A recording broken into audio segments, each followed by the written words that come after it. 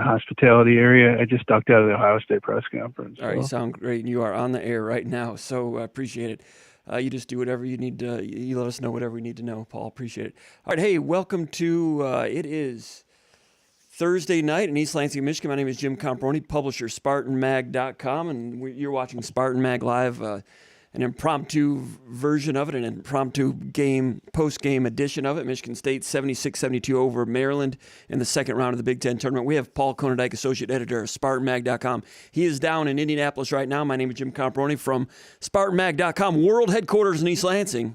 That's where I am, even though the picture behind me is one that Paul took earlier tonight down in Indianapolis. He's down there in the Gamebridge Fieldhouse. Michigan State defeated Terrapin 76-72. Michigan State going to be playing Wisconsin 6:30 p.m. Eastern Time on Friday.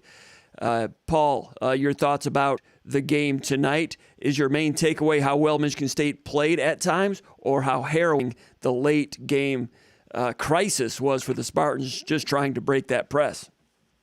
Well, that was a mess. I mean, let's not sugarcoat that. That shouldn't have happened, and it was a cluster. I mean, it was as bad as I've seen. The last time I saw Michigan State melt down like that at the end of a game in the postseason was that 2015, I believe it was, game against Wisconsin. Denzel Valentine, was a junior. Now that Michigan State team went on to get to the Final Four. But that wasn't the championship game of this tournament. Tonight was a completely different matter. But on the other hand, Michigan State did play its best basketball. In a lot of ways, the best basketball game for 85% of that thing that they played in a long time on both ends of the floor. So there's some good and some bad in this game. But I think you can't take it away from the context of this venue, this tournament, and just look at what happened in the games today. All these games are close. Except for Iowa's game against Northwestern. That was a blowout, but everything else was crazy. I just walked down the stairs from where Chris Holtman is having his press conference right now after Ohio State lost to Penn State 71-68. And it's kind of not refreshing, but it's interesting to listen to other press conferences, because a lot of these coaches are saying the same thing. It comes down to executing. Ohio State's lost like 4 out of their last 5. So, I mean, people tend to look at things in a bubble. If you're a Michigan State fan, you look at the meltdowns and say, oh, here we go again. It's happened all season long. But Michigan State's not the only team facing issues right now, and they're just magnified this time of year. And I think for this Michigan State team, I think I saw some positive things that without which, moving forward, they have no chance to make a Michigan State type run. I'm not saying they're going to, but I think there was a lot of positive in this game against the Maryland team. I've said this countless times. I think Maryland's a bad matchup for Michigan State with their veteran guards, with Fats Russell, with Eric Ayala, and Donta Scott. He has been very good in the first 2 games, but you saw what he could do tonight. He's a tough floor man that can drive, can shoot. And, Maryland played their tails off, and they've been in a lot of close games like this. They don't have a great record, finished 15-17, but they have some good pieces. And I thought Michigan State played pretty good tonight in a lot of ways. Yeah, a lot of good minutes for Michigan State. It's easy to lose sight of that in the last 3 minutes. We're blowing a 12-point lead, but Michigan State did some good things to build that 20-point lead. It's what we saw was amplified versions of things today. Saw Michigan State's turnover problem amplified in the last 7 minutes of the game. Michigan State only had 5 turnovers in the first half. Of course, a lot of those turnovers came at the end against that press, and we'll talk about that in a minute. But amplified positives also. Michigan State avoiding turnovers for the first 15 minutes. And Max Christie, 3 out of 3 from three-point range in the first half, looking confident and playing better defense against Ayala, rebounding well, 6 rebounds, some big clutch defensive rebounds. Tom Izzo always says that how people play on offense, especially if they play poorly on offense, it carries over to their defense, which is a hard thing for those of us on the outside to comprehend. But I'm wondering if some of that took place tonight. Christie makes some 3-pointers in the first half, and all of a sudden his defense looks better and his rebounding is better. Max Christie, I would disagree with that because I think Christie set the tone for himself tonight with how he's playing defense tonight. I think that I think he was really good on defense, really dialed in from the start. I think he was committed to rebounding from the start, and the threes that he hit were easy threes. I'm telling you, having been there in person, these were as open as Max has been all season. And it would have been alarming if they didn't go in. But I felt like he played within himself. I don't feel like he was over dribbling tonight. And then, after hitting some of those early threes, I think he was able to hit a couple tough shots when they needed it. But this was the kind of game I think that Max Christie needed. It was an all-around performance. His defense is very good, but his rebounding was very good. And this was a very, very, very physical game. A lot of guys getting, hit in the face with elbows. It was when you play a team 3 times, the third time is going to be, if both teams care, it's going to be a physical, nasty, drag-out battle. And this thing was really physical. It shouldn't have favored Christie, a freshman, but I thought he played like a man tonight. Mm-hmm. And I wonder how much of that was Max Christie as a competitor being determined to play better, coming off of what might have been his messiest game in college on Sunday against the Terrapins on senior day at Breslin Center. The turnover problem he had on that day, shooting was like it had been mostly of the previous weeks. It seemed like he came out with this game with a concerted effort. The old Sylvester Stallone, eye of the tiger, whatever cheesy word you want to put on it. He wanted some retribution. Nothing against the Terrapins, but he just wanted to come out and rectify some of those situations. And speaking with him this week, it sounded like that's what he wanted to do, but he's wanted to play well all year. But you mentioned his defense from the beginning was good because Ayala played him like a senior against a teenager on Sunday. And Christie needed to come through strong because you weren't going to put anyone else on Ayala. It was going to have to be Christie again. And it started with that defense from Max Christie. And he felt good about it. You were there at the post-game press conference. Christie was up at the podium. And Christie made a comment about Sunday he was in a different headspace or words to that effect. Your thoughts about Christie in the post-game and your thoughts about further observations of Max Christie tonight? Well, I think Max Christie realizes that. I think he realizes that he doesn't need to be the guy that leads the team in scoring for the team to be successful. I think what he needs to do is play within himself, because if he's not playing within himself, then things tend to get haywire. But in this game, everybody, I've been talking in recent podcasts and whatnot about maybe guys lacking. You see that look on their face in the postseason, like, hey, it's not going to be on their watch. Mm-hmm. So then I saw that look from a lot of different guys, and a lot of different guys are contributing, and a lot of different guys are ready to shoot and ready to score and ready to play defense. And I think because it wasn't all on Max Christie, and he got some easy looks. I think it was a lot easier on him. I don't think he was stressing. Pressure is good, but stress is bad, and I firmly believe that. And he wasn't under stress tonight. He looked like he was having fun. But yeah, there's no question. He's a guy that's got a lot of pride. He puts in a lot of work, and one of the things that the problem is with him against Ayala is you just look at those two guys next to each other. Having set courtside tonight, and Ayala's a fifth-year senior. He's a man, and Max Christie needs another year in the weight room. He'll get there, but Ayala is a handful. I will say this: Ayala had a good night tonight. He scored 17 points, but he took some really, really tough shots. And then the other thing that really stands out is he 2 for 10 from 3-point range. That's a good night. If you're forcing, finish with 17 points, but 5 of 17, 2 for 10, and 5 of those 6 points were at the free throw line. Good night for Michigan State on defense against Ayala, and Max Christie is a big part of that. I feel like this is a game for Christie, regardless of whether he's leading scorer the next time out, that he can kind of grow from, that he can get some of his swagger back, and he needs it. Michigan State needs him to have that swagger back. Mm-hmm. That defense against Ayala and Fats Russell both shooting poor percentages overall. Maryland shoots about 31% from the field for the night. What is it? 39% for the night. 31 from 3-point range. 39%, and that's what Michigan State. Michigan State had some missed assignments on defense. 3 or 4 of Maryland's field goals, maybe more. Result of miscommunications. 3-pointer wide open. I think Maryland ended up missing that one, which was at a glaring moment in the game. But first half, I think Malik Hall and Max Christie had some words back and forth trying to get some things straightened out because of off a slice cut, and a player had a direct line. Actually, it was a dribble handoff, direct line for a layup. Might have been Russell. And, basically Christie's going over that screen. So if he's going over the screen with that dribble handoff, then he's expecting a big to come out and hedge and stop the momentum toward the rim so that he can catch back up. Malik Hall did not step out to get that done.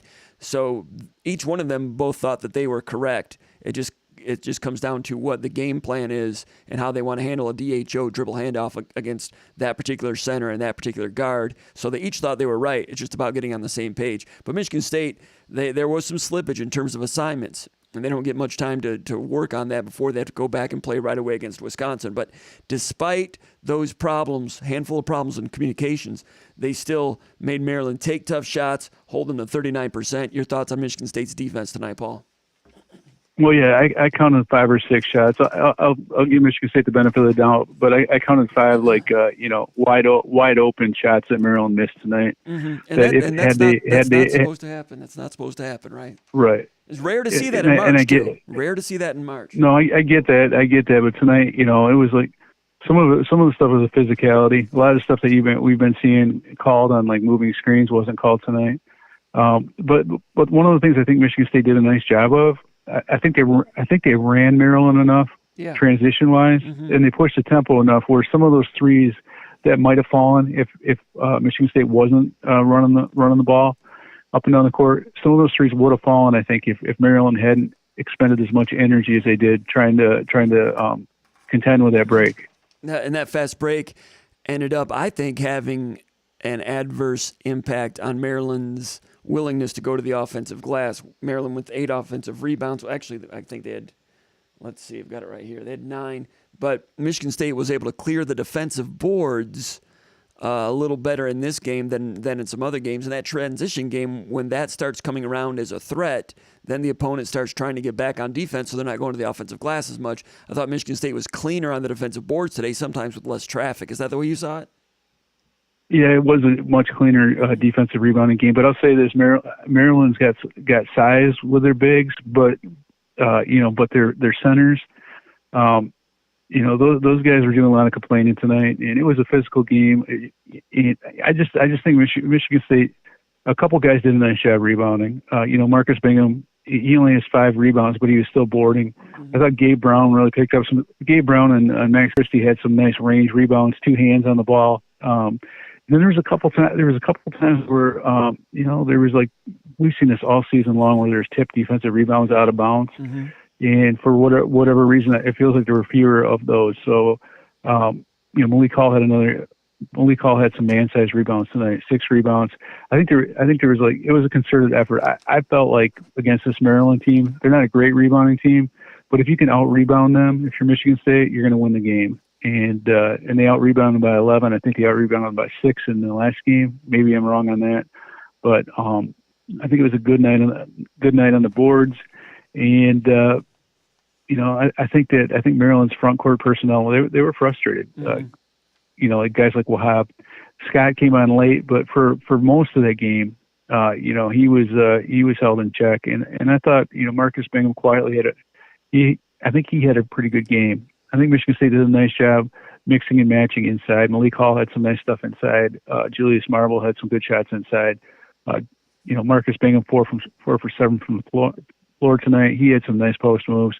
It was a good night for Michigan State in a lot of ways. And I thought Tyson Walker, he had, I know he finished with 4 turnovers. Izzo doesn't agree with a couple of those. Walker was hammered a few times late in the game, but I thought he showed a lot of heart tonight in the defense that he played and in running the team. And he made a huge shot late, obviously, but Tyson Walker is really kind of coming on, and we've seen this from point guards. I'm not ready to say he's coming on like Travis Trice did towards the into his career, but we've seen he's kind of taken over as the point guard in my opinion. Mm-hmm. And I think Hoggard has more to give, and I think he did some good things in this game. 6 assists, but there's still some of the boneheaded stuff that Izzo was upset about, and there's some teaching moments out there. Not a perfect game by any means. Another guy that played really good tonight, and Jayden Aikens, I thought he had a heck of a game, and that's what you want to see from a guy like Aikens.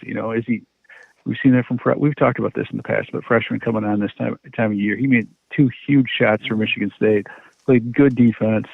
He attacked the glass. He made his opponent work for it at the free throw line. Finished with 4 fouls, but he made it count. They weren't the kind of fouls you're going to convert on. Mm-hmm. Yeah, Aikens, those 2 3-pointers, one at the end of the first half, which gave Michigan State a 12-point lead or whatever it was at halftime. Loose ball situation, shot clock is down, got confidence to go up and get that. And he's made a few of those shot clock 3-pointers this year. And then the big one, putting Michigan State up, I think 12 with like 8 minutes to go. Maryland was surging and cut it to 9, I think it was. That built it back up to 12. And it seemed like a big moment at the moment. And it certainly was. It didn't end up stopping Maryland's momentum completely, but when the game finally ended, those 3 points served as important ones because every point mattered when it was all added up. And that was Michigan State's second to last field goal. And I think that 3-pointer came with like 8 minutes to go, and then they went however many minutes without it other than the one that Tyson Walker had. And Tyson Walker with that big one, Maryland had just cut it to 70-68, 40 seconds left. Michigan State running some offense, and nothing is really getting done. And, they tried some ball screen stuff, and nothing was happening. And the ball ends up in Tyson Walker's hand, and he's got to make something up. Spin, dribble, fall away on a switch against the center, makes it in the lane. Tyson Walker, when everything else was failing and Michigan State was faltering, Larry Eustace, the former head coach at Iowa State, back when he had Tinsley and other point guards, he said he always wanted to recruit New York City point guards. Now, that's 20, 25 years ago. But his contention was New York City point guards grow up. This is back when the outdoor game ruled. They grew up in the outdoor game. You win, you stay. You win, you stay on the playgrounds. You win, you stay. The team that wins on the playground stays, and then the next team in line comes out and plays. And his thinking was back then, New York City point guards, with a lot of players and a shortage of playgrounds, they had taken hundreds, if not thousands, of game-winning shots through the course of their playground careers. Eustace liked that. Tyson Walker's got some of that in him. I don't know how much playground ball he's done, but he's shown a few times this year that when everything is failing, ball in his hands, if he wants to create, he's got a clear conscience to go to work, and he's got tools to get it done like he showed tonight. That was big time when it was 70-68. And I think the thing that bears mentioning is, tonight was not a game that should have been. It's not a game that should have been conducive to him having success because guys were. I mean, it was physical, and they did swallow the whistle. He got hit hard several times tonight, and he just kept on coming. And he got hit hard under the eye. Yeah. And he just got back up and kept on grinding. And I thought he played. He had There's a couple times where Fats Russell looked like he was going to get to the basket late. And I know in one instance, like Walker went up, not Walker, but Jayden Aikens went up straight, made him take a tough shot. Ended up really really helping out. And I thought Tyson Walker, has played as good a defense on Fats Russell as a lot of people have played this year. That is no easy matchup. It is really tough to keep that guy in front of you. And I give Walker a lot of credit. He's good. He deserves it. He's taken. And he's good at that. He's confident too. Yeah, when he faces a quick little point guard like Fats Russell, Tyson Walker, defensive player of the year. He takes it personal. Yeah, defensive player of the year last year in conference. Maybe not a guy that can conduct a switch and guard a 6'6" guy, but when it's that type of matchup with Fats Russell, Fats would probably tell you that Tyson gives him as good a battle on defense as anyone he's seen in the Big Ten this year, I would imagine. So good on Tyson. And it's good. And I like watching do his work. He's not out there talking trash constantly like you see some guys. Some guys make a play and all they do is talk. And he just goes to work and just grinds and works hard. And it's good to see him growing up a little bit. Now a lot of people are texting. Go ahead. I know. And I'll go. You go ahead. A lot of people have been texting me or posting on the in-game thread about what was going wrong in the last 5 or 10 minutes. Well, it's the same thing as on Sunday. Maryland gets way behind, and they went small. They take Wahab out, and they take Green out, and they go with the smaller lineup with Scott and some guards, and started to get some momentum. So, Michigan State tried to, go big against that for a moment. Tried to post up. Malik Hall got some looks, didn't fall. Then Michigan State takes Bingham out and they take Marble out. So Michigan State goes small with Hauser and Malik Hall for the rest of the game is what the plan was. They tried to match small with small. Michigan State's protecting a lead. And that's the way they did it on Sunday. It's the way they did it on this one. And that's what changed in terms of matchups. So Maryland's getting momentum And Michigan State got out of kilter a little bit. The lead goes, as everybody saw, from 14 to 12 to 10. Now in the final minutes when Maryland was pressing, now what's going on there is full court man-to-man denial pressure. And you rarely see full court man-to-man denial pressure. If teams are going to press, it's usually going to be like a 1-2-2 or a 2-2-1, a 1-2-2 trapping press. Rarely do you see a team deny the entire length of the court. So Michigan State has worked on their press breaker. The press breaker has worked against those teams that have only occasionally attempted to press. University of Michigan presses most opponents for a few minutes each game. They barely pressed Michigan State because they respected Michigan State's ability to break the press. Like Izzo said, not many teams have pressed Michigan State this year. They work on it here and there. But in terms of a late game situation against full court man-to-man denial pressure, and when you're Maryland and you're denying, you don't mind if you foul. So if you're pressing and you're denying everybody and you're fouling and it's up to the refs to call it and they're not calling it, getting someone open, as everybody saw, was difficult, especially if you've not practiced that particular press breaker. They called timeouts, tried to draw some things up. Izzo blames himself for not drawing something up that was executed.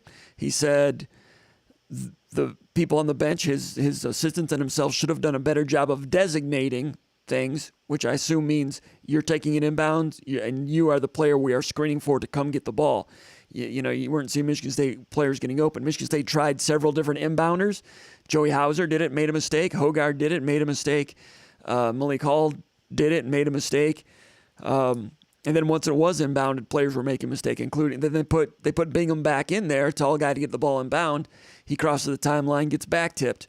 Maybe took one dribble too many. I know you're not supposed to pick up the ball right as you cross the timeline, but in that situation, every dribble he took was a bothersome situation. If he crosses timeline, picks it up with his 7 foot and his 7'4" wingspan, pick it up, pivot around, he should have been able to find somebody. Instead, he took one too many dribbles, and that one got away. Yeah. So it was kind of you're kind of rolling craps there a little bit. You're trying to play press breaker against the type of press that you don't see every day. You might see a press like that in the last 45 seconds of a game, but not the last 2 minutes of a game. So it was a strange situation Michigan State was confronted with there, and they certainly failed. Yeah, and the funny thing is, I'll just give you like an anecdote of the Bingham situation. So I'm sitting right there, when he's taking it across the timeline, and some guy behind me is like screaming, "Dribble it, drive to the rack." And I'm thinking to myself, oh man, you gotta stop drinking. You don't want that guy driving to the rack on these guys. Yeah. He's not going to get it there first off. But I felt like in this situation, you don't want to pick up your dribble. But at that situation, I think that the one thing that Michigan State needed to do is slow down or over the line. Mm-hmm.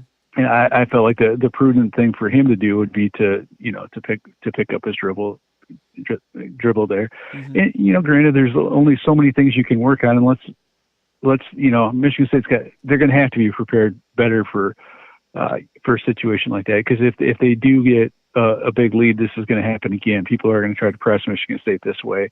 On the other hand, one of the things that Michigan State does do is they prepare to win the weekend, and winning the weekend means preparing for Wisconsin. I think Michigan State spent a lot of time probably on Wisconsin this weekend as well. But Izzo said they did on Monday a little bit. He said he wanted to plant the seeds in their head a little bit, and they'll have some of that mental framework done a little bit for this game. And I think because they had played Maryland on this past weekend, maybe they did a little bit more than a little bit on Wisconsin, because I think Izzo feels like they'll have the advantage in this game against Wisconsin. Generally the team that plays on Thursday, if they've got enough talent, they've got an advantage in the Friday game. There usually There usually are some, and we've seen the flip side with Michigan State. It is what it is, and I think Michigan State has the talent and depth. And they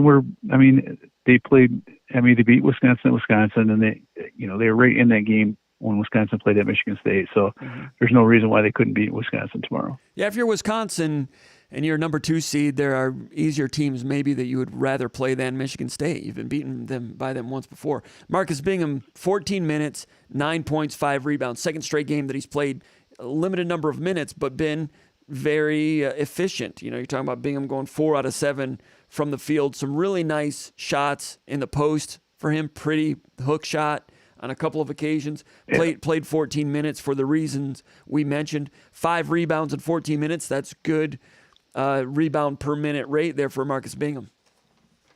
Yeah, and I'm not, I know the whole you go small to match small, but I don't feel like Michigan State can play small for a really long period of time without diminishing returns.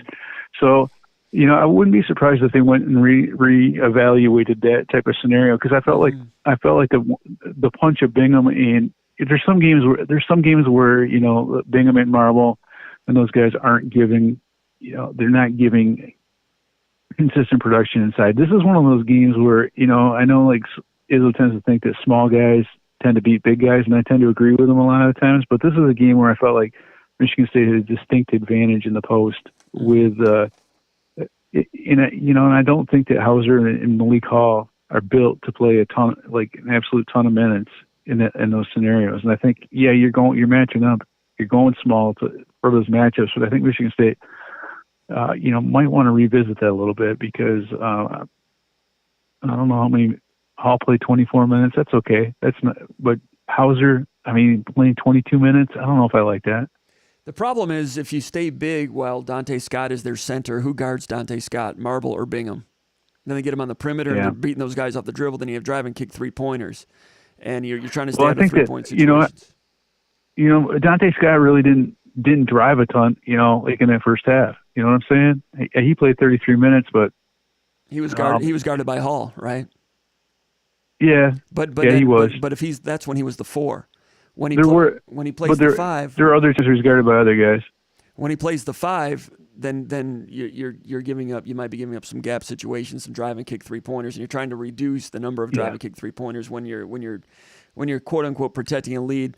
But can you get that back at the other end? You give up some threes at this end, then go down low at the other end, and sometimes it's harder to get those 2 down low. Yeah, I agree. They might want to revisit that situation. It would be ideal if you had a Brandon Dawson or an Andre Hudson you could trot out there to guard Dante Scott. Or Xavier Tillman. Yeah, then it's not a problem. But Michigan State, for all the versatility that they have and a lot of pieces, they don't have that guy, and you kind of get caught in between. Yeah, and I'd even like it if if you could trust Gabe Brown to play the 4 a little bit in those type of scenarios, but you can't really do that. And Gabe Brown played a little bit of 4 tonight for like a minute and a half there at the end when all the crap was hitting the fan.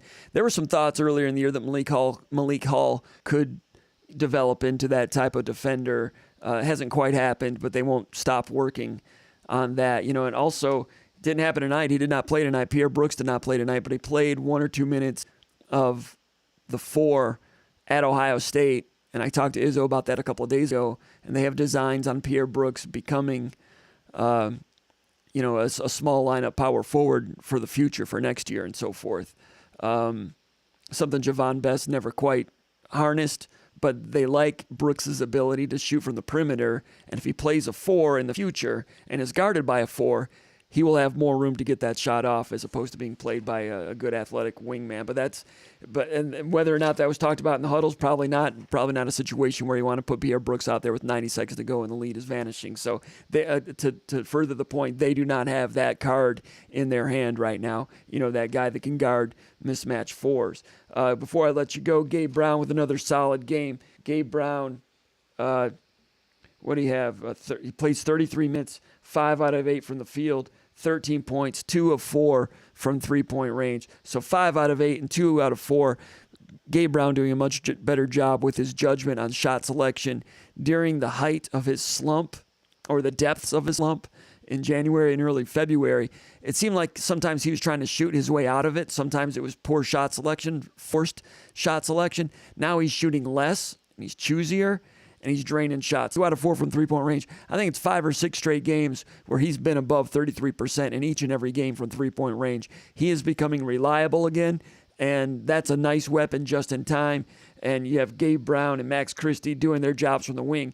And offensively, that made Michigan State look quite a bit better in this game, although it got unraveled at the end. But Gabe Brown, that's a nice sign for Michigan State here in the month of March. Yeah, and one of those threes was was the end of the shot clock type deal, and it was a tough 3, but he made it with confidence. He's a guy that I'd like to see shoot a handful more shots, but I'd like to see him look for some stuff. I'd like to see him work a little bit harder for some shots at times. And Tyson Walker's another guy I'd like to see take a few more shots a game. He took 6 shots in this game, pretty efficient, 3 for 6. But I think he could take a couple more shots, and Michigan State would be in a good spot. Something else about Gabe Brown, his first basket of the game, tied the game at 6-6, a little 10-footer jab step, and then 10 feet, into the lane, medium range game, something that got away from him in January and February that looked better and new and improved in November and December, his medium range pull-up game. He began the game today with that one, tied the game at 6-6. Then he had that 18-footer step back off a baseline inbound play, gave Michigan State a 30-21 lead. It wasn't quite medium range, it's more 18 feet. But that was a nice sign. And then also in transition, fast break, foul, and one, giving Michigan State a 50-37 lead.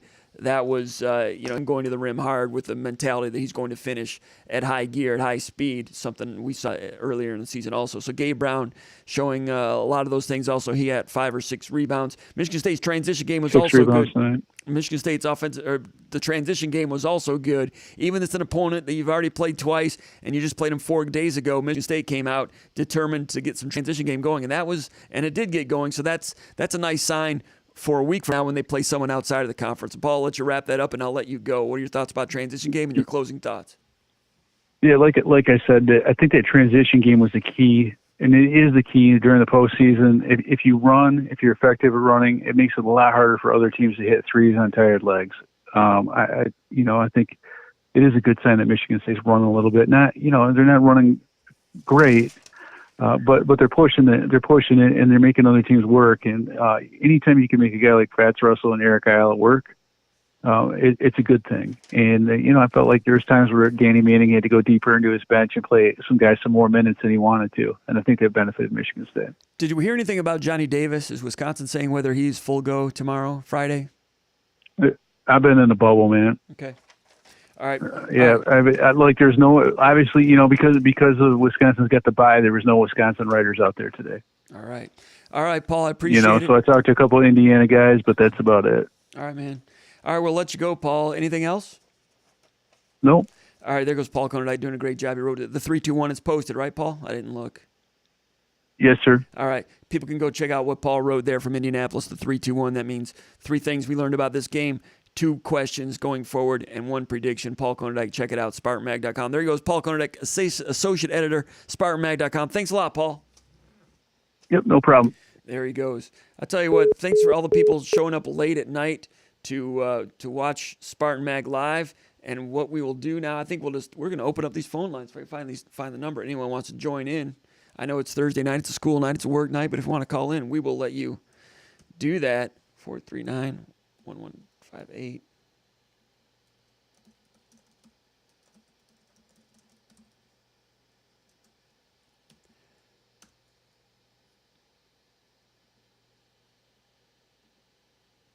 If anyone wants to call in, we will take those questions. As far as the transition game goes, Michigan State was clearing the boards and running better, and one fields off, one fuels the other. In the process, Tyson Walker did have that throw-ahead turnover where he wild pitch out of the end zone. Tyson Walker still getting acclimated to running the break the way it's supposed to be in this game, and showing that he still needs work in that look-ahead pass, which is a key component to Michigan State's transition game. And Tyson Walker, in a lot of ways, did some good things like Konradijk was talking about. Still have some room for improvement there. A.J. Hoggard, Izzo's been talking with Hoggard. He wants Hoggard to be more mindful of driving to kick, drive to dish, drive for an opponent rather than driving for your own shot all the time. It's a habit he's been trying to break. Izzo's been coming down pretty serious about it here lately, and in this game I saw Hoggard drive with more of a mentality to kick off and dish. And 1 or 2 times to a fault. A couple times I thought Hoggard got in there and could have gotten a shot for himself, but passed it off. So they have to find a happy median there. When it is his shot, go ahead and take it. And you saw Hoggard have a nice drive for a layup at a key juncture in the second half as well. But Hoggard's still finding his game, 21 minutes. 4 points, 6 assists, 1 turnover. He's still the best natural passer on this team. Let's go over here to the comments section and then we might wrap this up. I was going to write something on Max Christie tonight also. I need to read what Paul wrote, make sure I don't overlap too much. But anyway, if you're just joining us, this is SpartanMag Live. Normally we do this on Tuesday nights, sometimes Thursdays. Doing it tonight on a Thursday night, Michigan State postgame type of deal. Could have done it on Tuesday this week, but I had some family stuff I had to do and couldn't do it on Tuesday, so we had to skip the normal time. But we're doing it here, and special edition of SpartanMag Live. Michigan State advances in the Big Ten tournament. I think they call this the second round of the Big Ten tournament, but I'm not entirely sure. What I do know is Friday, quarterfinals against Wisconsin. Michigan State, of course, defeated Wisconsin in early February, then Wisconsin gained revenge a couple of weeks later, maybe 10 days later at Breslin Center. So this is a quality game. We'll see what Johnny Davis looks like. Quality team in Wisconsin, a team that could vie for a number one seed if they win the Big Ten tournament. Maybe that's out of their range. I'm not sure. The Big Ten or the NCAA selection committee finishes the brackets before the Big Ten tournament championship is decided. So even if you win that thing, it won't have an impact. So maybe their ceiling is a 2 seed. Wisconsin's had a great season. They do some good things. Johnny Davis is so good with the medium range pull-up game. He especially was in the rematch. Badgers, Spartans at Breslin Center did some really good things creating his shot. Such a skilled guy that can get his shot 16 feet and in, 18 feet and in. So this time Max Christie will be guarding him again. Max Christie has to feel good about himself today, playing some good defense against Ayala, hitting some shots, getting his headspace right. That's what he said after the game. He was not in his right headspace on Sunday against the Terrapins. Came out today to get it done. And like a good, skilled, athletic, talented competitor, Max Christie got it done. He can feel good about that. So let's look at the questions over here. We've got MJ coming in first. This is Comp for President. Thank you, President of the Spartan Mag Screen Actors Guild. Maybe, not president of anything else. Rob South says, what's up, fellas? Rob South says, so frustrating that press was not even that bad.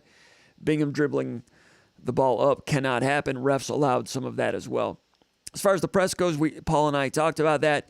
What made that different is full court man-to-man denial press. You just don't see that a lot. You'll see it at the very end of a game, last 40 seconds of a game, maybe a minute and a half. But to see it for 3 minutes was different, and it just built with the more successful it was, the harder it became for Michigan State. We talked about that earlier in the show. I don't need to retrace my steps on that. James Bannon says, I was looking for this. Glad to see Michigan State's moving on. James Bannon says, do you know if Davis will be healthy enough to play for Wisconsin? There were some press conferences. I don't know when Johnny Davis spoke, or I'm sure that information is out there, but I've not seen it.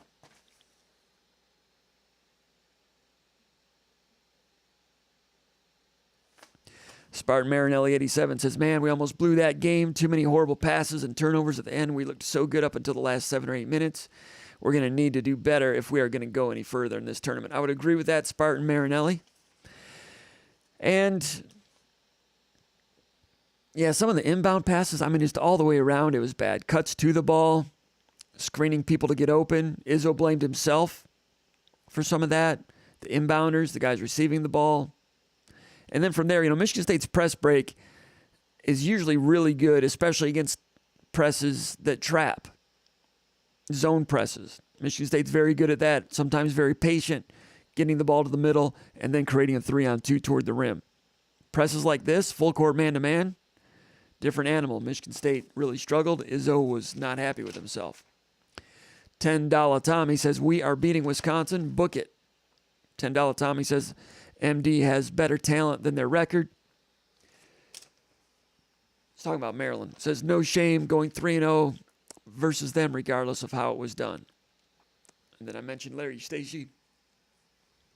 So this was early, and that's a while ago. Benji says, it's not easy to sweep any team in 3 games. Gordon Tonona says, Gordy is here. Good to have Gordy here. Slim Chicken says, Bradenton's Snowbird says, go green. Bradenton, Florida representative tonight. That's nice. James Bannon says, are they shortening the bench with Brooks not seeing the floor? I know they wanted Brooks to play, and if this game hadn't gotten away in the last 10 minutes, they would have loved for him to play. Like I said earlier, they feel good about some of the things Brooks can do in the future, and they want to keep him happy. They want him coming back next year. So I don't think it's a concerted effort to shorten the bench to get better basketball.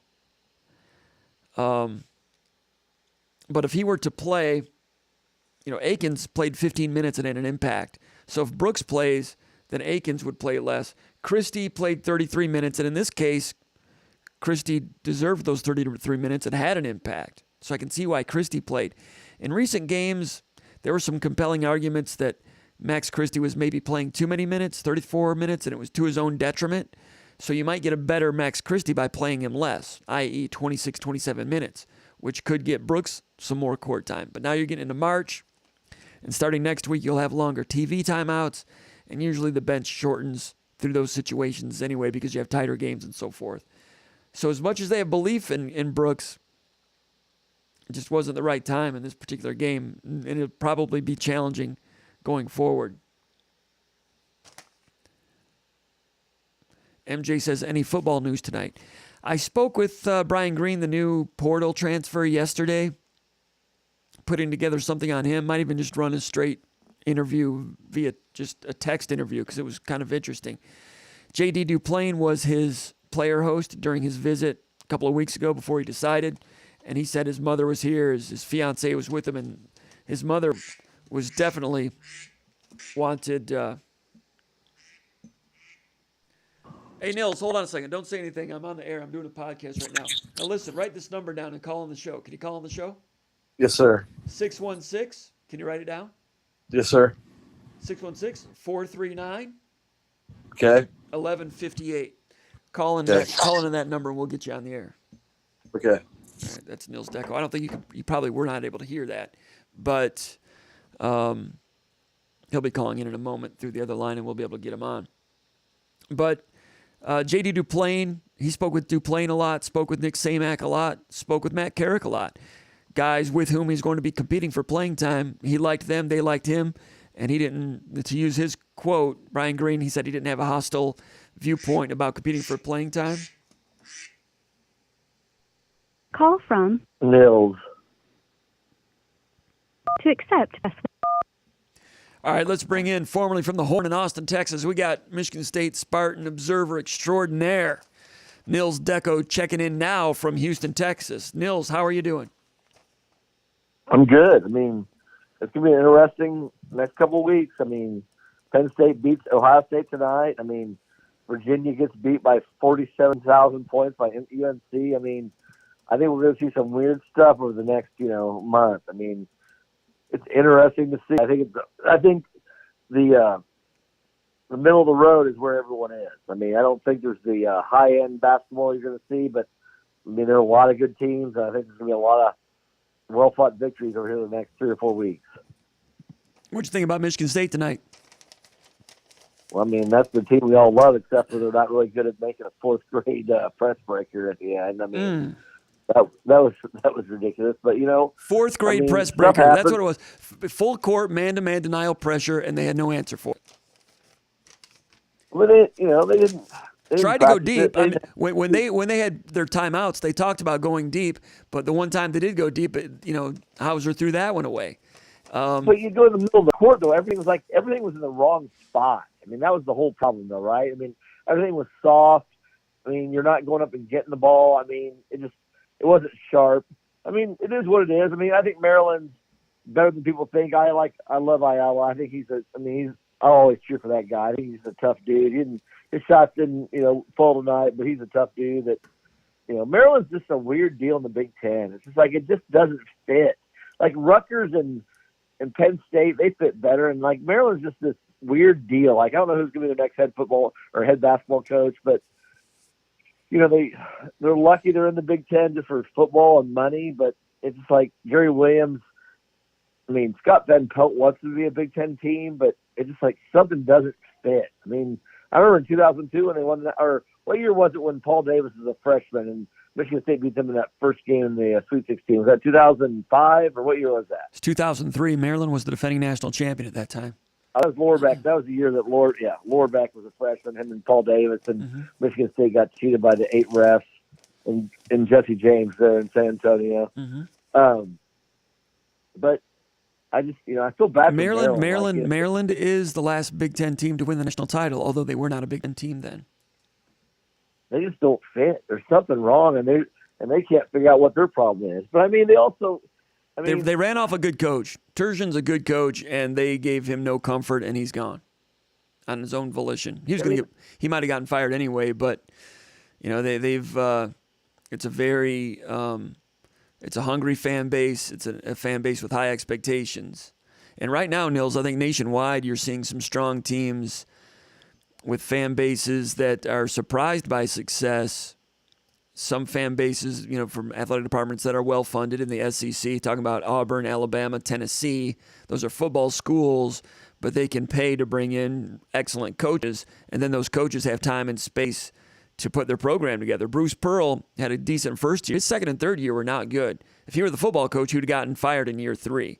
But he's not the football coach at Auburn. He's the basketball coach. So he had more time to put it together, and they've got a place where they can recruit down there. I mean, the talent in Atlanta for basketball is becoming really good, and Auburn goes in there and they build a national power, partly because the fans don't care. Same with Tennessee, same with Alabama, same with Baylor. Does that make sense? Meanwhile, the demanding fans at Maryland and Indiana kind of suffocate things and make it very hard to build something. Does that make sense? I mean, they're not real. I mean, the problem is so just look at what Nebraska did with Hoiberg, right? So I was talking to my buddy Matt Cumra, who coached Isaac Trout. He's a AU sponsor from Isaac Trout, who ended up going to Virginia, but he was a kid that he had tipped me off to Isaac, and then I'd tipped Wojcik off to him, right? So we got involved in that deal. I mean, Nebraska owes Hoiberg $18 million. They want to fire him today. $18 million. That's a nice buyout. Yeah, I mean, but that's the whole thing. These contracts for these college coaches, I mean, like, there's no way in heck you can fire the guy. Unless you have a contract with a small buyout, which is the way Michigan State did it with Tucker, but it almost hurt them when LSU came calling, which they never did, but I think Oregon would have. So Tucker's got a 10-year contract, but if anything ever goes sideways, Michigan State, it's easier to get out in year 6 or 7 than if you have a $15 million buyout like Nebraska basketball does. Meanwhile, the $10 million buyout that PJ Fleck has at Minnesota has scared away some teams. You know what I mean? So it's a double-edged sword, kind of, if I understand the contracts correctly, which I'm not sure I do. But that's a big buyout that Nebraska signed with Hoiberg. Obviously, Nebraska was confident Hoiberg was going to do well, and they wanted to prevent him from going to other schools or to the NBA, right? Yeah, okay, so let's go. Nebraska's never won a NCAA tournament game. So, I mean, like... They need a hockey team. They need a hockey program is what Nebraska needs. They'd be good. We've talked about that, but I mean, does anybody ever say, hey, you know what, this doesn't make sense? Like, hey, Fred, go coach, the Bulls D-League team. Like, what does it just say, hey, this doesn't make sense financially? We're never going to win the games we want to win. Let's just pay the guy $2 million a year, and we can still finish 14th place in the Big Ten. You don't think he has a chance to? Do you don't think he has a chance to build it if he just is left to his own devices for a couple of years? Just give him room and let him work. No. Yeah, how many good basketball players have ever? I mean, like Eric Piatkowski, Danny Nee, is not walking through that door, right? Yeah.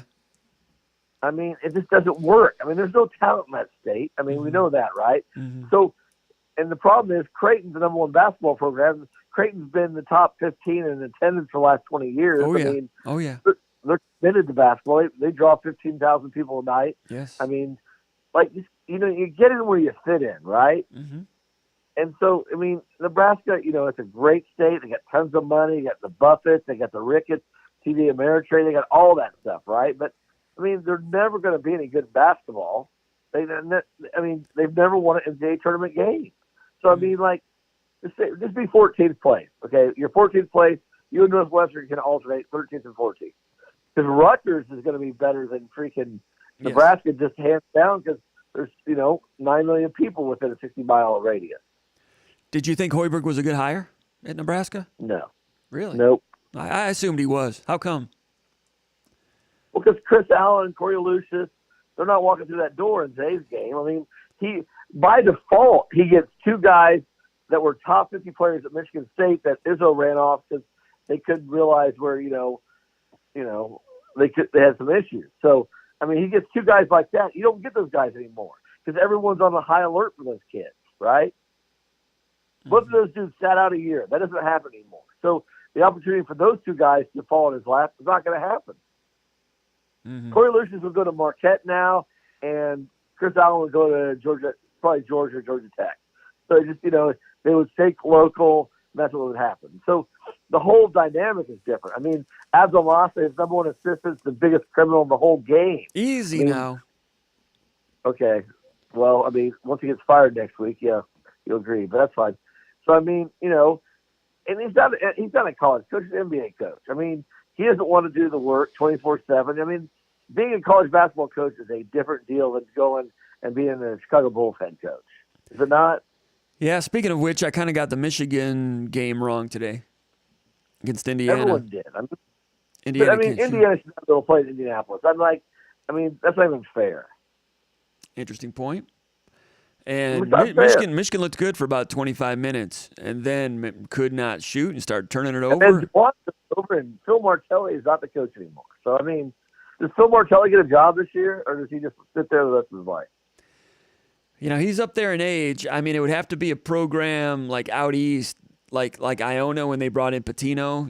Some maybe even of Philadelphia. Are there any other schools left in Philadelphia that might say, "Hey, come on in and just coach this outfit for a little bit"? They just won 3 games this year. They probably need to bring him back. St. Joseph's about 13 and 18 or something like that. I think that maybe I don't know, but I mean, he should be the head coach there. I mean, they should have never fired him. I mean, who makes those decisions? I mean, you took a team to the Elite Eight that, has no business going to the Elite Eight. They were 32-1 that year. Mm-hmm. Who they have? Deontay Allen and who else? Was Allen? Was that his name? The guard. Jamar Nelson and Jamar Deontay. Nelson. Yeah, I mean, who makes these decisions? That guy goes to Elite Eight. He's the coach till whenever. Yeah, and you're talking about St. Joe's. I remember, was it 1981? When DePaul was number 1 in the country in the NCAA tournament. That's back when the NCAA tournament was 48 teams. So DePaul was the number 1 seed in the entire tournament, and they lost to St. Joseph's, or as Don Crickey called them, St. Joseph's of Philadelphia, because nobody knew where St. Joseph's was. Where was the game played? Do you know? I think you might know. Do you know? Dayton. Okay. Yeah. So St. Joe's. Go look and watch those highlight films when Aguirre's taking the basketball and rubbing it. Yeah. After that ball goes to the hoop. Mm-hmm. It's like a rubber court there at Dayton. Yeah. Tartan court.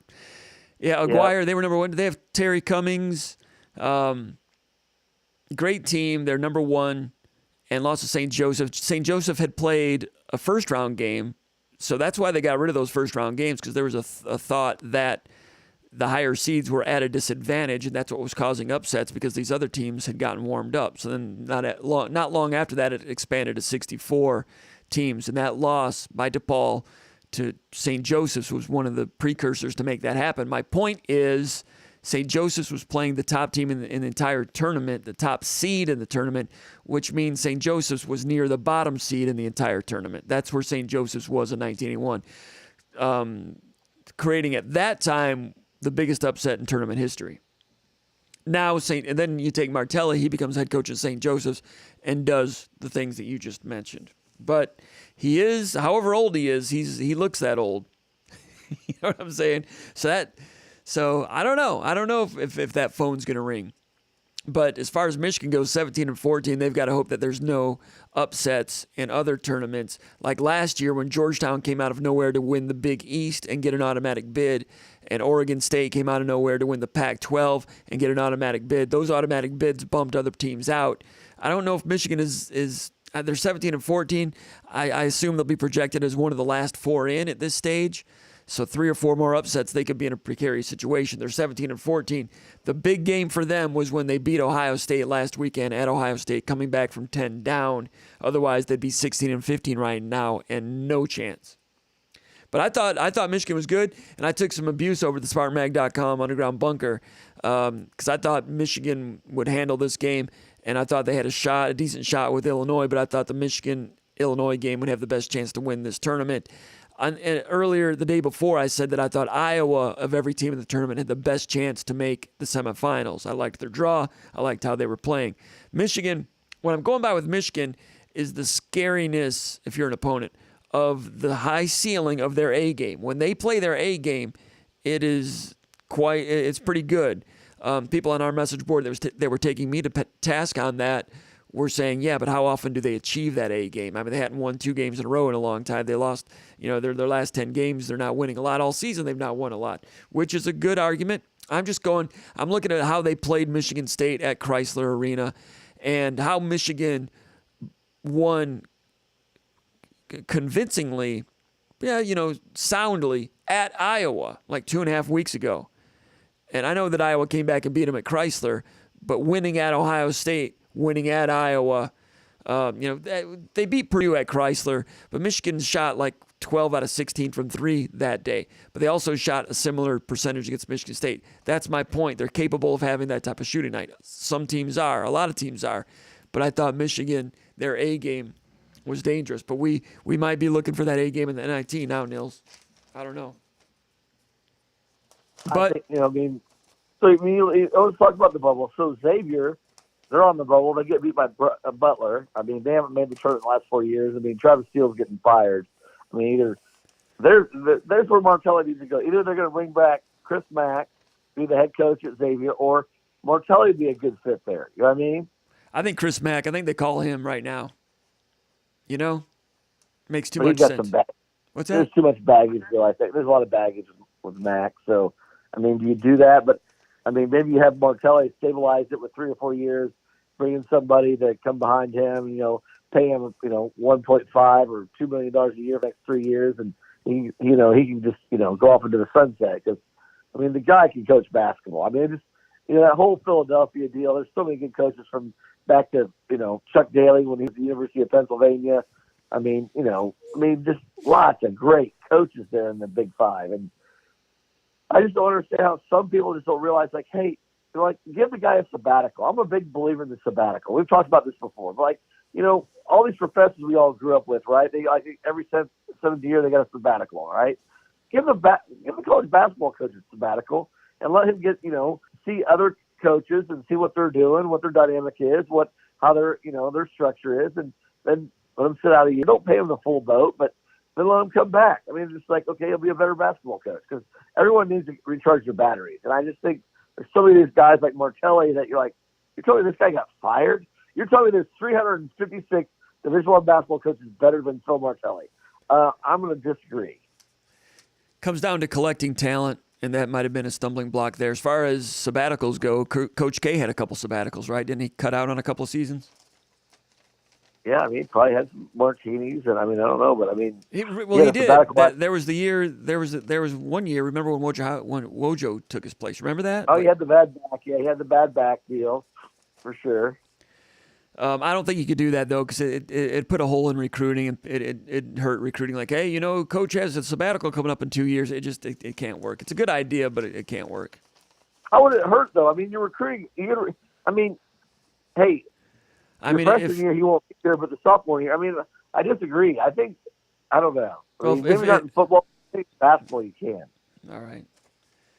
So what did you think about Gabe Brown? He's had like 6 or 7 straight games now of 33% shooting or better from 3-point range. Usually 40% or better. He's back. And five. Like you said, when a guy sees like the end is near, it's a whole different deal. They're different people because they're like, okay, I can't let my life end like this. Every day could be the end, right? So now, every game, Gabe Brown could, in theory, only have 2 games left as a Spartan, right? The last game of the Big Ten tournament and the last game of the NCAA tournament. In theory, right? So, yes. Well, he wanted it a month ago. His shot was broken. Like Izzo said, he was jackknifing some shots. He was the shot selection was not good, and he was kind of forcing it up there and putting it up there. And I forwarded the idea that, maybe you go the Chris Hill route or the Adam Ballinger route, and as a senior, you just tell him to take a seat. But Izzo didn't do that because he knows that Gabe Brown has been working on his game. And I went to a practice a couple days after that and saw in practice that Mike Garland was working with him about some shot mechanics. And you can tell they were reinvesting some time and belief in him, and it's turned around. They just went back to the drawing board, went back to the film room, looked at his shot, fixed his shot, It makes this team a better team. He's taking fewer shots. He's making a better percentage. And Gabe Brown is becoming a headache for opponents again.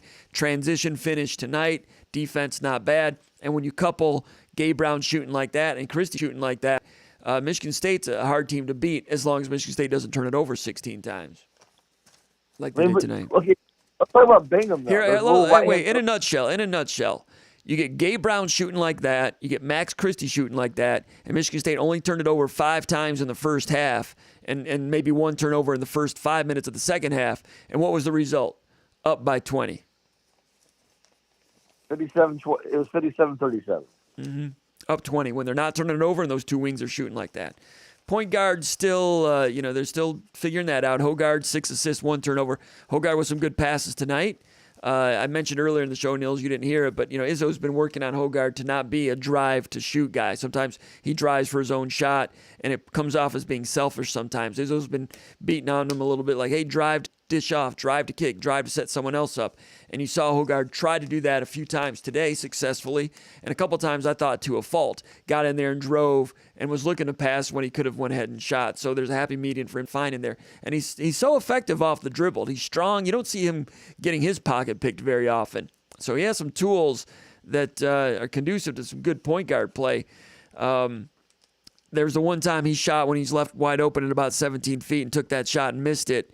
And I think that was one of the shot selections that Izzo was not happy about. But opponents are going to leave him wide open like they used to leave Doug Gottlieb wide open back when he was a player at Missouri or wherever he was. When your point guard is not a shooting threat, it's hard for the offense to work well. So that's the way everybody's going to play him, and that's not ideal. So he's got to make an Eric Snow turnaround as a shooter at some point. But Hogard is still under construction. Marcus Bingham only 14 minutes because Michigan State tried to play small in the last 10 minutes when Maryland went small. That's why Bingham only played 14, but he scores 9 and gets 5 rebounds. Last 2 games he's played few minutes, but he's producing numbers both on the boards and with points. Bingham, if the matchups and foul situations stay by chalk, he's got a good game coming at some point, because I think the light at the end of the tunnel is affecting him positively. He sees that his time is growing short, and the mistakes he made at Michigan, he hasn't made those mistakes since. He's had 3 straight good games now. He played well at Ohio State, played well against Maryland on Senior Day, and for the 14 minutes he was out there in this game, Bingham played well. I thought he was good tonight. I mean, he had like 2 or 3, right-handed hooks right there on the baseline. Nice. I mean, for playing 15 to 18 minutes a game, the guy's efficiency is as good as there is. I mean, I would like to see him play.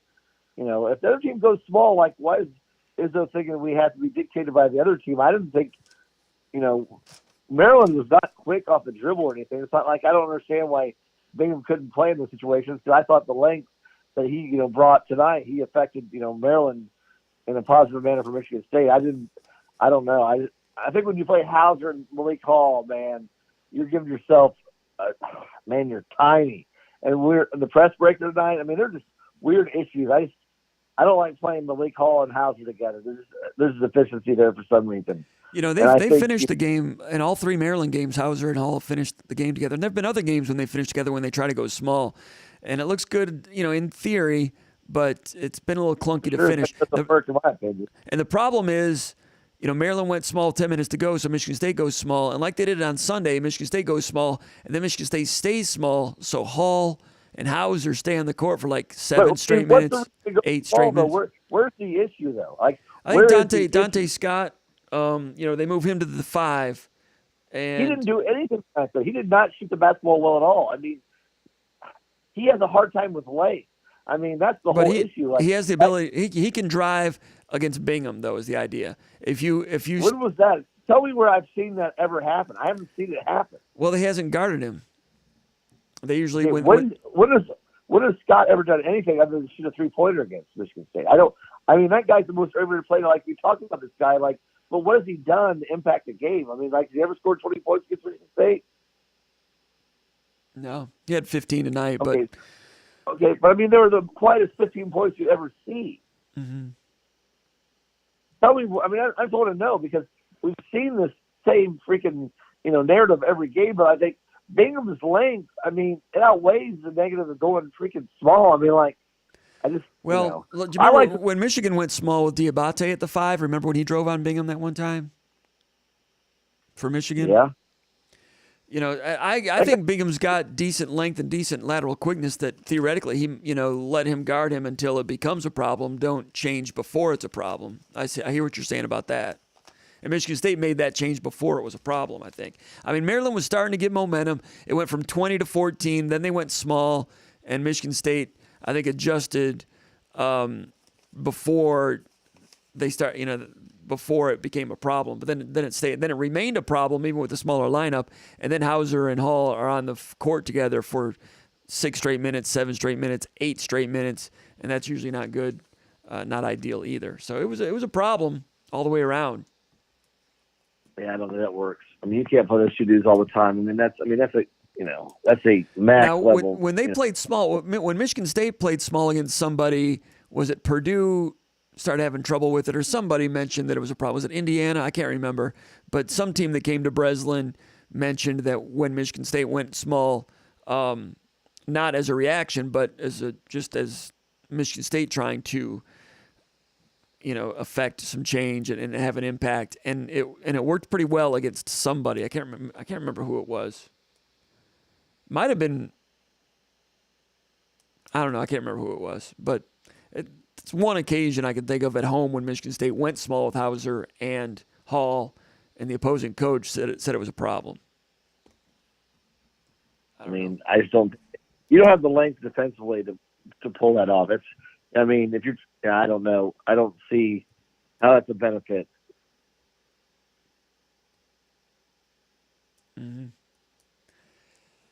All right, man. I think we're going to wrap it up. Anything else, Nils? I appreciate you calling in. That's all good. You doing all right? Best time of the year, buddy. Best time of the year. Michigan State got a chance against Wisconsin? Yeah, we're going to win tomorrow.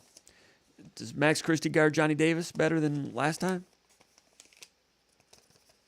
I mean, the good thing is we just kick him his ankle and we'll be fine. We'll be fine. We're just going to Brad Davidson and Johnny Davis' ankle. I mean, that's the key, All right. Michigan State, Wisconsin.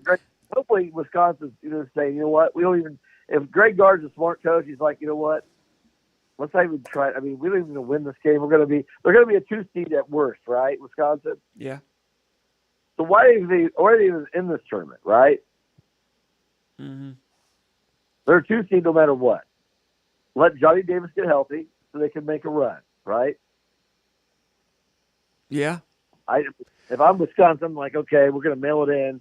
We're going to go home. We'll be in Madison by 5 o'clock on Friday night if Johnny Davis is just a little bit sore, I don't think you want to play 3 games this weekend at all. You don't want to play one. Don't want to play one. You want to play one game, get out, and go be a 2 seed, and make sure that you're at home on Saturday morning or Friday night late, and you're getting ready, and you're going to watch the selection still on Sunday and figure out where you're going. I mean, and make sure your best player, which is arguably, he's arguably the best player in college basketball this year, is he not? Yes. He's with the other guys like Keegan Murray and Ivy and Coburn. I mean, here's the thing, and I was talking to somebody today. We talked about this before. Like, when was the last time the Big Ten had this many great guys?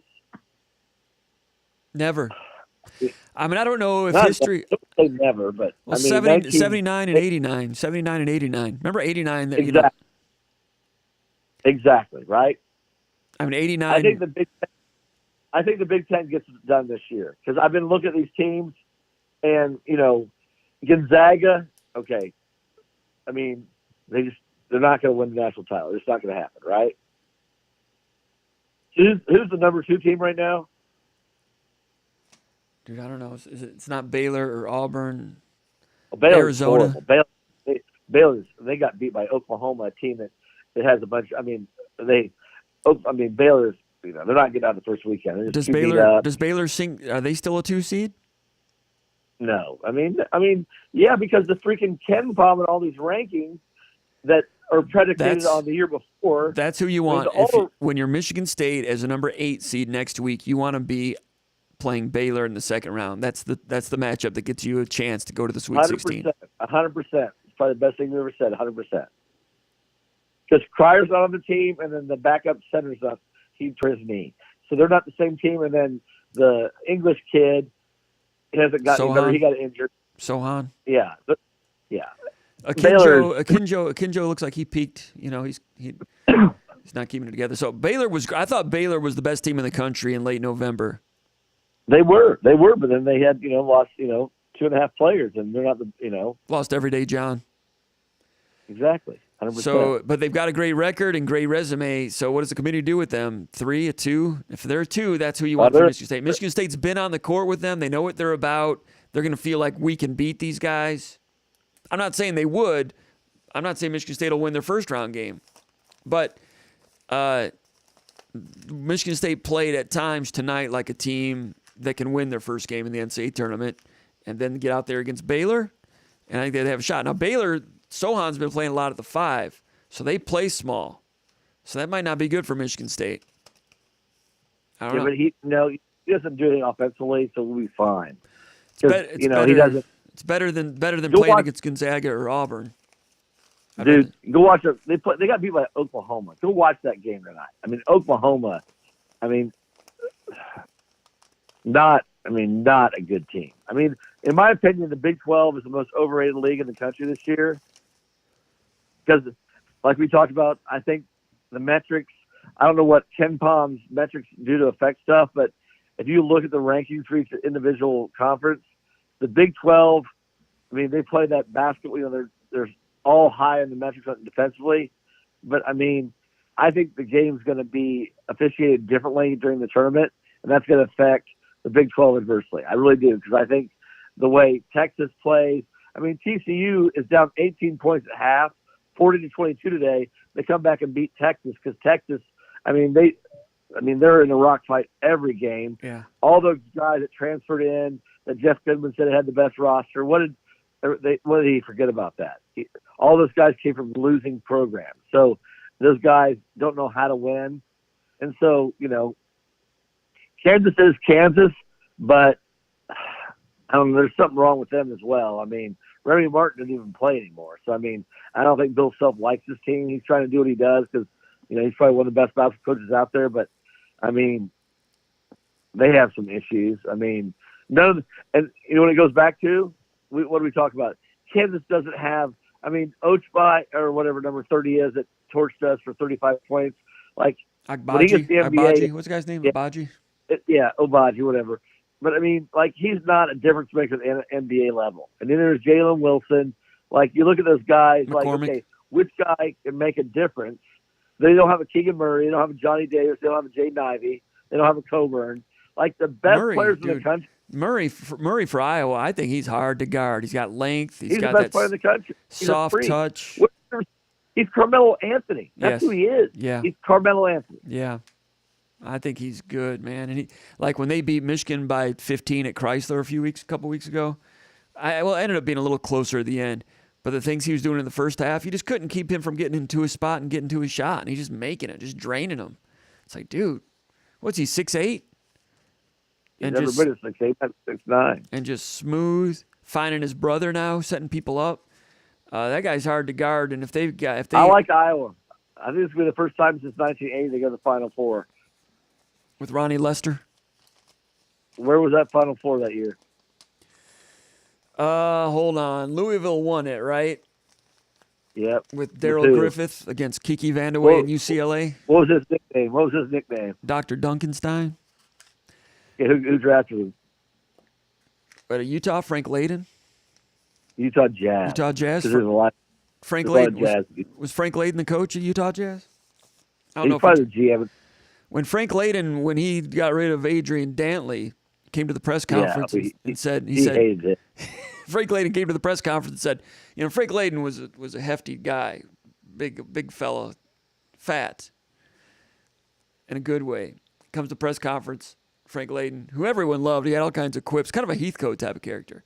Frank Layden comes out and says, well, I just lost 225 pounds. I traded Adrian Dantley.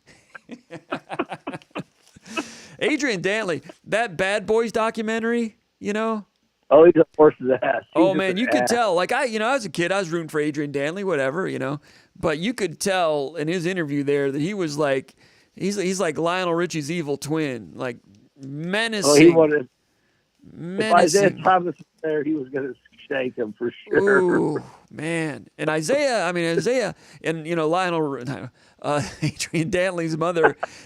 Somebody quoted Adrian Dantley's mother when all that went down, and she was saying, "It's that con man you got there, number 11 in Detroit. Isaiah Thomas, everybody loves him, but he ain't nothing but a con man." This is Adrian Dantley's mom saying this. And Isaiah will cut you off of the kneecaps, right? So you got Isaiah in one corner, and you got Adrian Dantley in the other. And wow, how they won some games, but anyway, Dantley's bad news. Frank Layden. Anyway, Darrell Griffith, Dr. Duncanstein. They had Wiley Brown. Remember Wiley Brown? He had 9 fingers, right? He had a fake thumb. Fake thumb. He had the fake thumb. Played basketball. His power forward for Denny Crum in Louisville without a thumb. What number was he? Wiley Brown, I do not know. I think 43 or 41. I think one of the Wiley Brown. They had Farmer. Was a kid named Farmer? Who is the shooter Al McGuire used to say from Appalachia? Some mountain kid from the coal mines. What was his name? I don't know. But they had Milt Wagner. They had those Newark, New Jersey guys on that Louisville Milt Wagner team. was later, though. He wasn't on that team. He was 1985. Lancaster Gordon. Number 4. Oh, yeah. He was good for the Clippers. He was good. And he was a senior in 84, so Lancaster Gordon might not have been on the team. Yeah, Milt Wagner and Lancaster Gordon were on the 84 team that lost to Houston. Anyway, now that Louisville team had a different type of press you still don't see. They would have 2 guys both with their back to the inbounder, and they're denying the first 2 guys open, and then they usually retreated off that. They didn't press much, or they didn't trap off of that. But they would start to press about 10 minutes into each half. They did it for years and usually had some success with it. It's like, okay, you're doing all right against Louisville right now, but what's going to happen when the press comes? Or, all right, Louisville's off to a good start. Now the press is going to come. Can they build on their lead? You knew the press was coming. You knew what kind of press it was going to be. And they'd get you a little bit tired. And with those athletes, they'd deny the inbound. It wouldn't be a 5-man denial. It was just a 2-man denial. They zoned it off to an extent, almost like defensive back work in football. When you banjo coverage, where you take whoever comes over here, I take whoever goes over there, and you deny those guys. Louisville, that was a fun team to watch back then. That was back before I realized all those teams were cheating. Some were, some weren't. But I don't know. Louisville basketball is good back then. And we'll see who they hire and whether they'll stay out of his hair or not. Because you get those demanding fan bases, Nils, and it can work against you.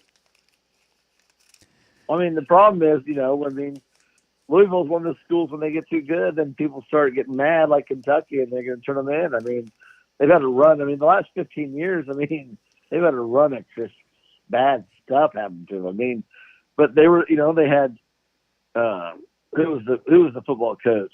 What was his name? Gosh darn it. John L. Smith. I mean, they had to go. No. Howard Schnellenberger? Howard Schnellenberger? No, the guy, Petrino. Oh, yeah, Bobby Petrino? Yeah, I mean, they had the basketball, football going at the highest level. I mean, but, yeah. And then the AD got in trouble. Jurich, why did he get fired? What did he do? Just because he was involved? Just because he stuck up for Petrino and freaking Patino. I mean, Yeah, that was a crap show going on down there. All right, Nils, we're going to wrap it up. We're done for the night. Anything else? It's all good in the hood. All good in the hood. Happy March, Nils Deco. Happy March to everybody else. Michigan State beats Maryland. They got Wisconsin, 6:30 p.m. Friday night in Indianapolis. Crossroads of America. See if Michigan State can beat Wisconsin for the second time. Would that shake up some people a little bit? If Michigan State goes into the tournament winning 2 out of 3 against the Badgers? I mean, the Big Ten, 1 through 8 or 9. I mean, the Big Ten, that's the whole thing, though. I mean, if Michigan's your 9th or best team, I'm like, gosh darn, there's some good freaking basketball teams in the Big Ten. There's 10 good ones, and then those bottom 4 can rise up occasionally. Wisconsin, I don't trust Wisconsin next week. I just don't. If John Davis has a bad game, no one else is going to step up. No. I like what Tyler Wall does and some of the things. Davison is a good team player. I just can see them getting bogged down by somebody. They really 100%. They had a great season. Did they peak early? They remind me of some of those Gene Katie Purdue teams that would go in and get bounced. I because don't they're know. old already. Their slope of improvement wasn't going to be that much greater, right? Now Johnny Davis, if he goes for 30, but I mean, he's number one on the scouting report. Everyone's going to say, okay, let Davidson beat us now, right? Mm-hmm. But you know who's not bad is Chucky Hepburn. He's better than I realized. Earlier in the year, I thought that he was carrying some bad weight and was just out of place. But yeah, he's played well. He has. He won that Purdue game for him. I mean, or hit the 3-pointer, Yeah. I mean, how did they get beat by Nebraska? I didn't even get to watch that game. What happened to him against Nebraska? I know that Davis got hurt, but I mean, how did he get beat by Nebraska, the worst team in the conference? I can't remember. I remember what Izzo said that Greg Gard said about it, but I can't remember what he said. I can't call it up right now out of my brain. I don't know.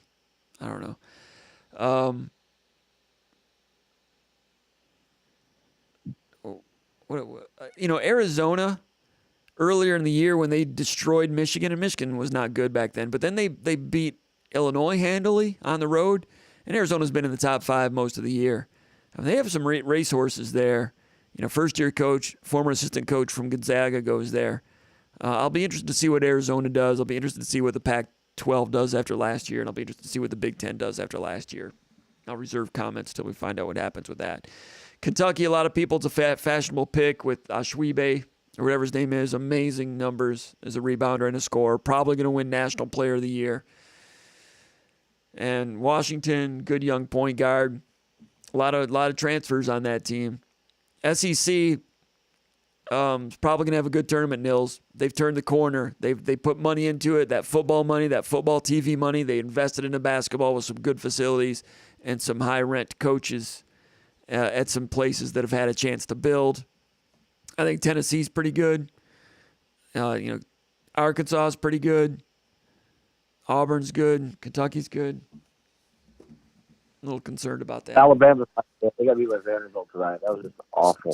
So erratic, very erratic. They made a run last year, and on our message board, a lot of people were talking about how that's the way to play. That's basketball of the future. Michigan State's getting left behind, but no, Alabama. It's an interesting little experiment they've got going on there, but it's just really. And if you get hot, you can win a national title doing that because it's a crapshoot. You can get hot for 6 games possibly, but more often than not, you're going to crap out. And because you're not going to have harness consistency, it's maybe a way you can play at Loyola Marymount in 1989, 1990, or Alabama for a while nobody's paying attention.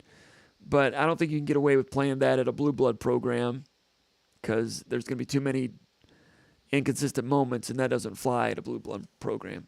All right, Nils, letting you go for sure this time, man. Thanks for calling in. Appreciate you. Thanks to everybody for listening and tuning in for an impromptu special edition of SpartanMag Live. It is 1 a.m. Eastern Time. Michigan State's going to be playing in about 15 hours. I know you guys will be watching it. We shall see. We might do this again tomorrow night. So if so, drop by again. Thanks to everybody for posting. Thanks for watching. Thanks for supporting SpartanMag Live, SpartanMag.com. Subscribe to this channel. Give us a thumbs up. Go to SpartanMag Live. Go to SpartanMag.com and become a SpartanMag.com subscriber. You will love it. Thanks. We'll see you next time. Until then, my name is Jim Comparoni. See you next time. Take care, everybody.